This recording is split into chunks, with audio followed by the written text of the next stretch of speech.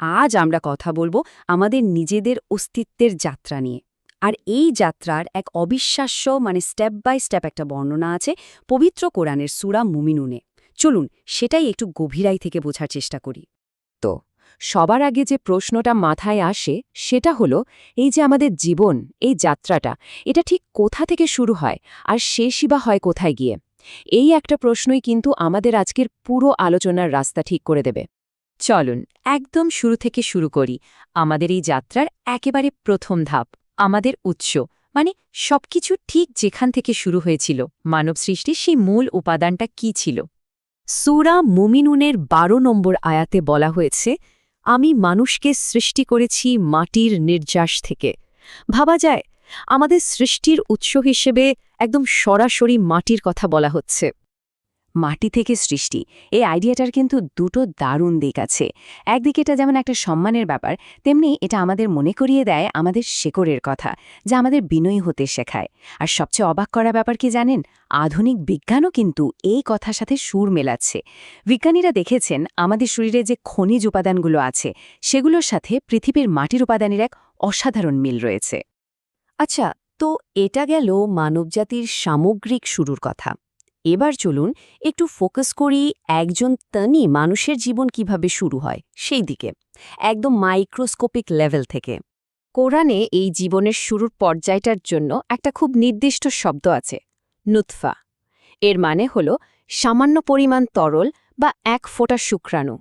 একবার ভাবুন তো, আমাদের জীবনের শুরুটা কতটা ক্ষুদ্র একটা জায়গা থেকে।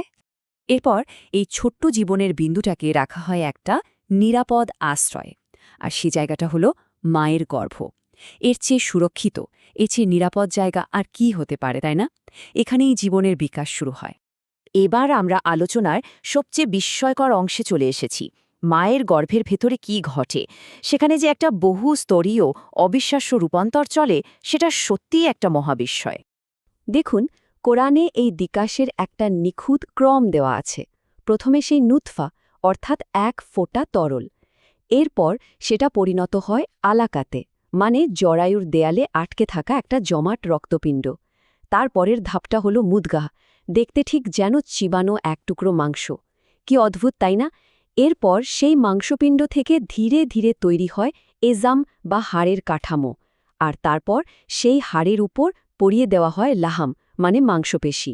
ব্যাস, সব শেষে এটা হয়ে ওঠে একটা সম্পূর্ণ নতুন সৃষ্টি। এই পুরো প্রসেসটা একবার ভাবুন, কি অসাধারণ একটা রূপান্তর। আর এই পুরো বর্ণনাটার শেষে আয়াতে বলা হয়েছে, অতএব সর্বোত্তম স্রষ্টা আল্লাহ কত মহান। এই নিখুঁত আর জটিল সৃষ্টি প্রক্রিয়াটা দেখার পর এর চেয়ে ভালো কথা আর কী বা হতে পারে? তো জন্ম আর বেড়ে ওঠার এই বিস্ময়কর পর্বের পর জীবনের যাত্রায় আর কি আসে? এবার আমরা কথা বলবো জীবনের সমাপ্তি আর তারপরে ধাপগুলো নিয়ে। এ ব্যাপারে কোরআনের বক্তব্য কিন্তু একদম সরাসরি, কোনো রাখঢাক নেই। বলা হচ্ছে, এরপর তোমরা অবশ্যই মৃত্যুবরণ করবে। মৃত্যু যে জীবনের এক অবশ্যম্ভাবী অংশ, সেটা খুব স্পষ্টভাবে বলে দেওয়া হয়েছে। কিন্তু এটাই কি সবকিছুর শেষ? আমাদের এই যাত্রা কি এখানেই থেমে যায়? এটা একটা বড় প্রশ্ন, তাই না? আর এর উত্তরও পরের আয়াতেই দেওয়া আছে। বলা হচ্ছে, তারপর কিয়ামতের দিন তোমাদের আবার ওঠানো হবে। তার মৃত্যু কিন্তু শেষ স্টেশন নয়, এটা কেবল একটা পর্যায় থেকে আরেকটা পর্যায়ে যাওয়া।